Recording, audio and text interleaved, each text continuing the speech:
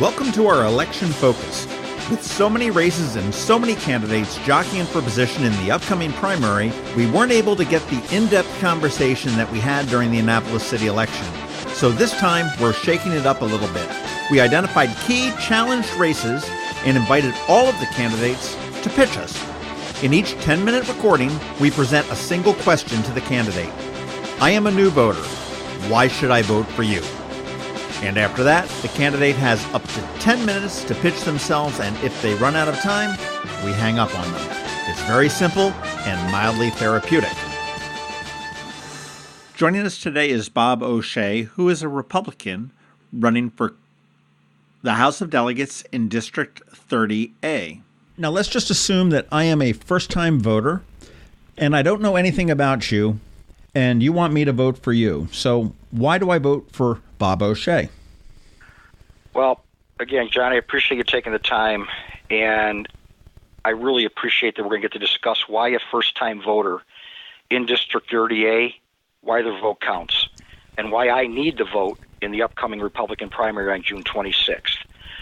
The state of Maryland and District 30A, which includes Annapolis, Bay Ridge, Arundel on the Bay, Hillsmere, parts of Broadneck, Edgewater, and Parole, have many issues that need to be discussed.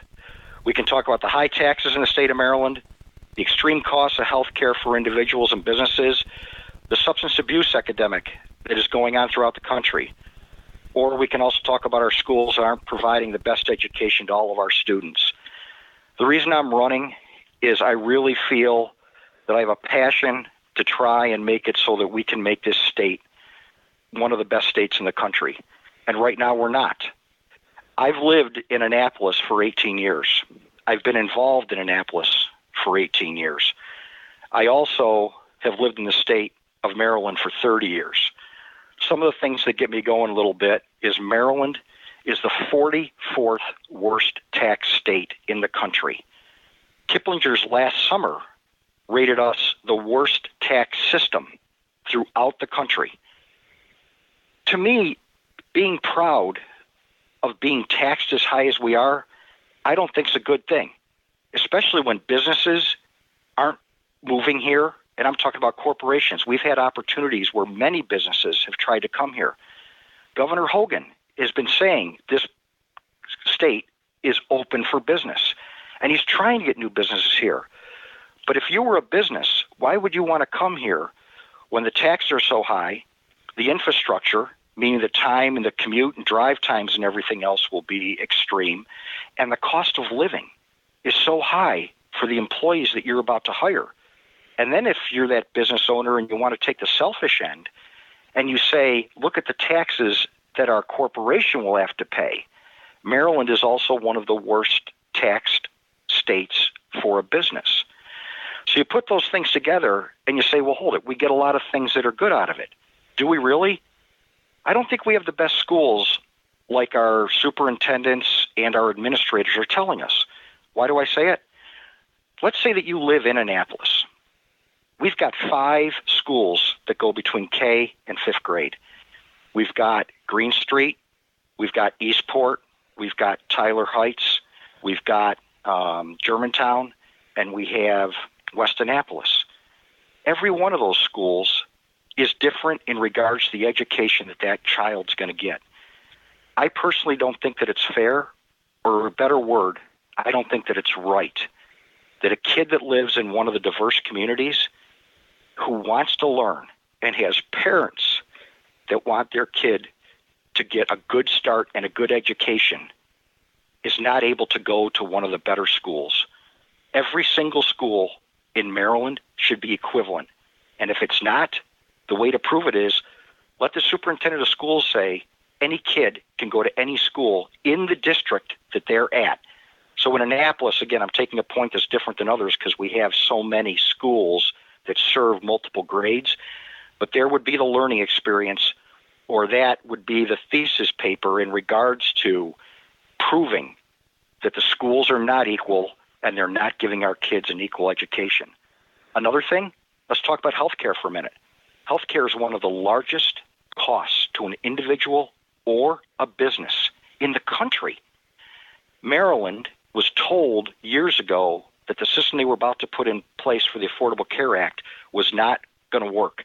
They wasted $100 million. On top of that, the federal government gave the state of Maryland $125 million that the federal government, a month to 2 months after the Affordable Care Act went in, clawed $28 million of it back because they said the state of Maryland misappropriated the funds. Now the General Assembly is bragging to you that they've just held your costs steady this year because they're going to charge a tax to the insurance providers of 2.75%. Right after they did that, those insurance providers gave the 2019 costs for insurance in the state of Maryland next year, and they're going to go up between 18 and 91%, with an average in the 30s. They also forewarned the state of Maryland that they better hurry up and get this fixed, because if not, there will be no insurance provider for Affordable Care Act type policies in 2020. 5 minutes. It goes to prove one thing, John. It goes to prove that the people in this state that are running it, the Mike Bushes and the Mike Millers, are using 20th century technology to solve 21st century problems. And we cannot do that anymore. We need to think outside the box. We also need to talk about the opioid and the substance abuse problems that are going on, that we need to try and help people. And we need not to try and ruin their lives because potentially they get arrested for a minor or a first-time offense, with some of the new marijuana laws that are trying to be passed, and also some of the medicinal marijuana laws that are being passed, and the opioid issues. We need to come up with solutions to try and help people get through this problem, not try and make it so that we create more problems for them. We could also, if you want, we could talk about really quickly business. We need to make it so businesses come to the state, and the reason that we need these businesses to come to the state is so that we can get our citizens good jobs, and we also need to get good paying jobs. I want to make it so when a mom and dad comes home, that they can be proud with the job that they have, that they are able to provide for their family. And that's what we need to do in this state. We got to quit making it so the states and the cities, with the taxes that they keep putting on because they don't spend money wisely, push it back on us.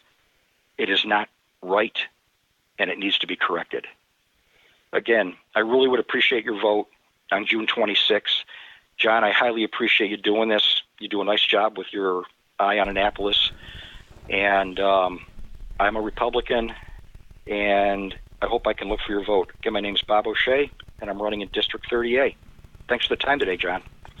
For more information on Bob O'Shea and his campaign, please visit his website at bobosha.com, and that's BOBOSHEA.com.